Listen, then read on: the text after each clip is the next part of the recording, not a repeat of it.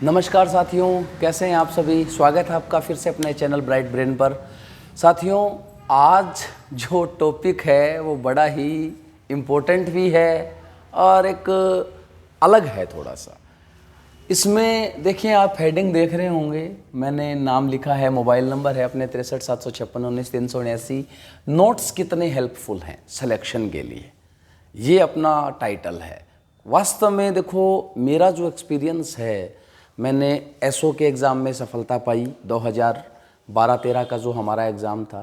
फिर उसके बाद अभी recently assistant professor college education department में एबीएसटी में असिस्टेंट प्रोफेसर पे मेरा सिलेक्शन हुआ।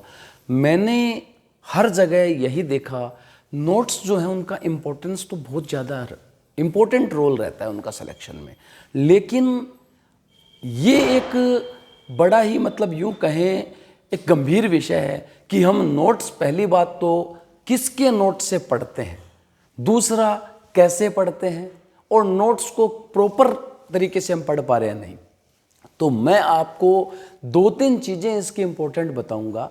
नंबर 1, आप दूसरों के नोट्स से पढ़ने के बजाय खुद के नोट्स बनाएं। हर बार स्टूडेंट, मुझे भी कई बार फ़ोन भी आते हैं और मैसेज भी आते हैं, यूट्यूब चैनल पे हमारे, कि सर आप इनके हमें शॉर्ट नोट्स प्रोवाइड करवा दीजिए। मैं आपको साथियों बताना चाहता हूँ, आप बुक पढ़ेंगे तभी आप शॉर्ट नोट्स बना पाएंगे। मैं आपको वही नोट्स दे पाऊंगा, या कोई भी टीचर या कोई भी सेलेक्टेड कैंडिडेट आपको केवल वो चीज़ें बता पाएगा नोट्स में जो उसके हिसाब से इम्पोर्टेंट है, जो उसने पढ़ी, जिसमें उसे कन्फ्यूजन हुआ उसने वही तो नोट की, या उसे जो इम्पोर्टेंट लगी उसी चीज़ों को उसने नोट डाउन किया। लेकिन क्या ये ज़रूरी थोड़ी है कि उसने जैसा किया हम वैसा ही करें। मैं बार बार अपने वीडियो के माध्यम से यही कहता हूँ कि कंपटीशन एग्ज़ाम में सिलेक्शन कभी भी दूसरे को फॉलो होके कर ही नहीं सकते। आपका अपना तरीका, बिकॉज आपकी अपनी स्ट्रेंथ, आपकी अपनी वीकनेस होती है, आपका टाइम मैनेजमेंट अलग है, आपकी परिस्थितियां अलग है, तो फिर आप दूसरों को फॉलो नहीं कर सकते।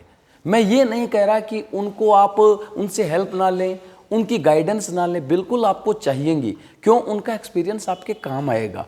लेकिन उन चीज़ों को केवल आप एसेसरी, सेकेंडरी माने और अपनी कंसेप्ट डेवलप करें, अपने नोट्स बनाएं। अब सबसे पहले, नोट्स हेल्पफुल कितने हैं? 100%।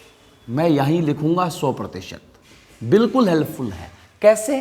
क्योंकि जब आपका एग्ज़ाम होता है उस समय आप लास्ट में 2 दिन रिवीजन बड़ा इंपॉर्टेंट है, और उसमें आप जो किताबें हैं 10, 12, 15 बुक्स आप पढ़ेंगे, जीके की इतनी पढ़ेंगे, सब्जेक्ट की इतनी पढ़ेंगे, वो 2 दिन में आप पूरी नहीं पढ़ सकते, और मतलब भी नहीं है पढ़ने का। क्योंकि आप वहाँ यदि बुक लेके बैठ गए, कोई चीज़ में अटक गए, तो आपने अपना मोरल, आपने अपना कॉन्फिडेंस लूज कर दिया और वहीं आप एग्ज़ाम से बाहर हो गए।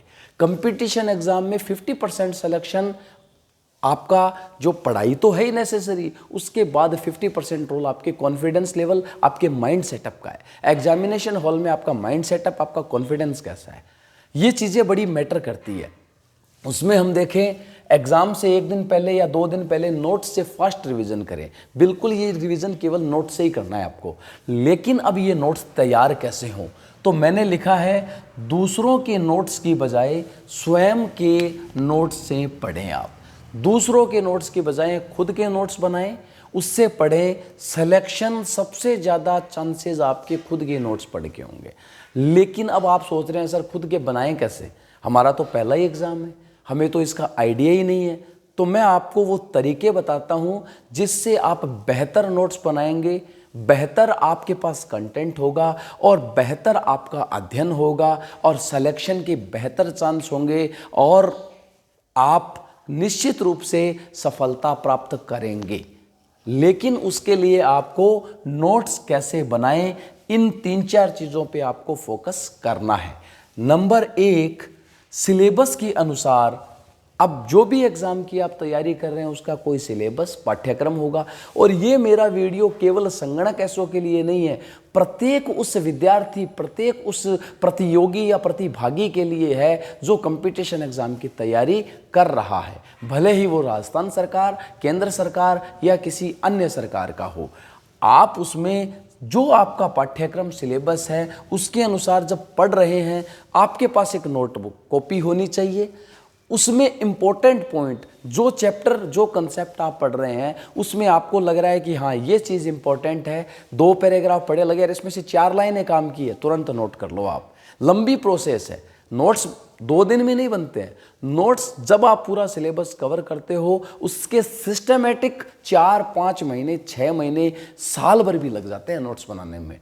आप देखें आईएएस आरएएस जैसे इतने टफेस्ट एग्जामिनेशंस होते हैं, उनमें जो कैंडिडेट्स हैं उनके जब आप मतलब कहीं ना कहीं उनसे आप इस प्रकार की प्रेरणाएं लेंगे, वो आपको गाइडेंस करेंगे, तो बिल्कुल उनका यही नज़रिया रहता है कि आप इसको एक डायनामिक प्रोसेस के रूप में लीजिए। आप सिलेबस के अनुसार पढ़ते समय नोटबुक साथ रखें और उसमें इंपॉर्टेंट पॉइंट जो है वो टॉपिक वाइज और चैप्टर वाइज नोट कर लें।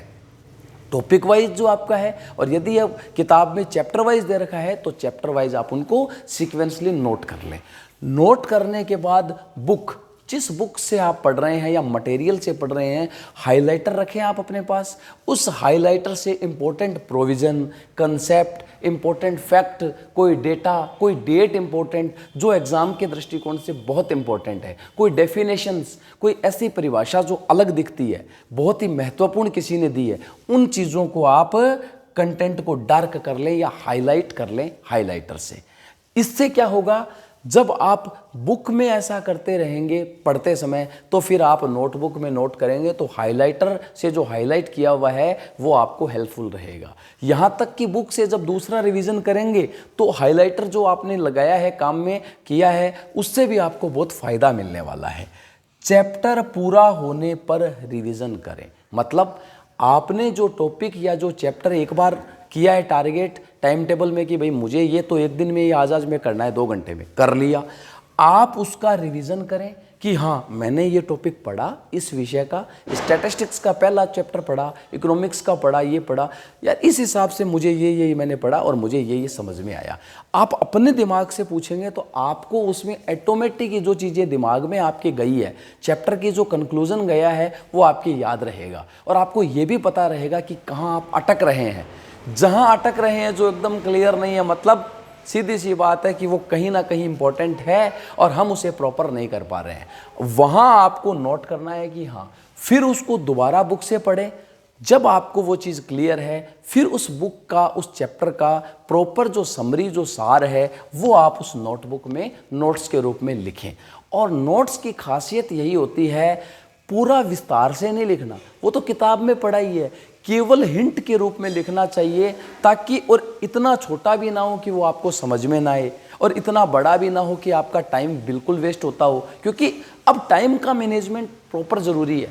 तो हम उसको उस तरीके से लिखें, इम्पोर्टेंट चीज़ छूटे नहीं, कचरा हम लिखे नहीं। अकाउंटिंग में मटेरियलिटी कंसेप्ट होती है, सारता या महत्वपूर्णता की अवधारणा, उसको फॉलो हमें करना चाहिए। उस हिसाब से हम रिवीजन करें, इम्पोर्टेंट रूल, डेटा या कोई डेट, फॉर्मूला, कोई कंसेप्ट है, उसको हम नोट डाउन करें। इस प्रकार से प्रत्येक चैप्टर के आपके नोटबुक में नोट होते जाएंगे। 1 बुक हो गई, 2 बुक हो गई, इस प्रकार से टॉपिक वाइज हो गया। फिर आप उसमें से रिवीजन करें।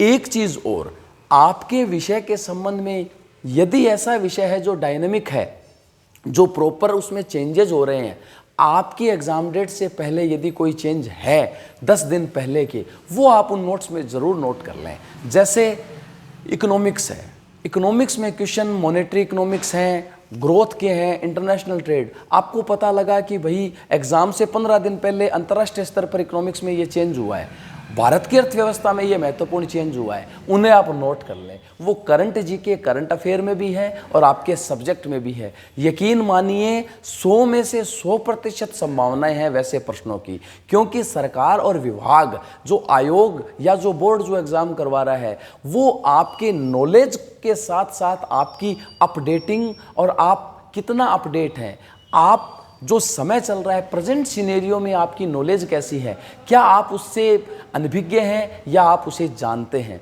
ये चीज़ें ज़रूर चेक की जाती है।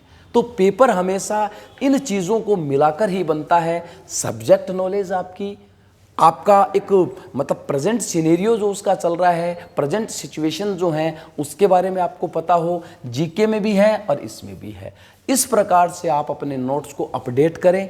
फिर जब एग्ज़ाम की डेट आ जाए, उस समय डेट तो आ गई, एग्ज़ाम नज़दीक आ गया, जैसे इसी एसओ की बात करूं तो 25 फरवरी, तो 20-22 फरवरी तक आप ये काम कंटिन्यू प्रोसेस में आधे एक घंटे कर सकते हैं जब आप बुक से रिवीजन कर रहे हैं।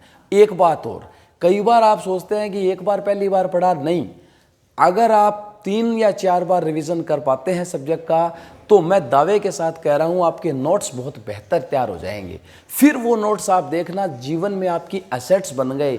जैसे अंकेक्षण जब होता है, ऑडिटर जब ऑडिटिंग करता है तो वर्किंग पेपर तैयार करता है वो अपने अंकेक्षण के दौरान। कॉमर्स में हमारे एक ऑडिट सब्जेक्ट होता है, कॉमर्स वाले विद्यार्थी तो जानते होंगे, वो वर्किंग पेपर उसके डॉक्यूमेंट फाइल में लगते हैं और बड़े काम आते हैं वो उसके, केवल उसी अंकेक्षण में नहीं, भविष्य में भी काम आते हैं। तो वो नोट्स उसी प्रकार से काम करते हैं, ये आपको ध्यान में रखना है। तो ये चीज़ें आप नोट डाउन करें, इट्स योर एसेट्स, ये आपकी संपत्ति हैं, हर एग्ज़ाम में आपके काम आएंगे। और यदि आपका सिलेक्शन हो जाता है तो भी ये आपके काम आएंगे। आप ये चीज़ देखेंगे कि मैंने सिलेक्शन के साथ ये चीज़ कितनी गेन की है। और मैं फिर आपसे लास्ट में रिक्वेस्ट यही करूँगा, आप लोग नोट्स अपने बनाएं, किसी दूसरे के नोट्स से कंप्लीटली डिपेंड ना हो उस पर। उसकी मदद ले सकते हैं, देख सकते हैं कि उसने कैसे बनाए हैं, मैं कैसे शुरू करूं, लेकिन फाइनली आपका जो मटेरियल तैयार है नोट्स का, आपके द्वारा और आपसे ही होना चाहिए। इसी आशा के साथ मैं आज का वीडियो यहीं समाप्त कर रहा हूँ। इस क्लास में, इस लेक्चर में इतना ही। मैंने कोशिश की है कि आप लोगों को इस प्रकार से वीडियो जो सब्जेक्ट के अलावा भी है वो उपलब्ध करवाकर आपकी हेल्प की जा सके। धन्यवाद साथियों, बने रहिए मेरे साथ। दोबारा मिलते हैं नेक्स्ट वीडियो में। जय हिंद, जय भारत।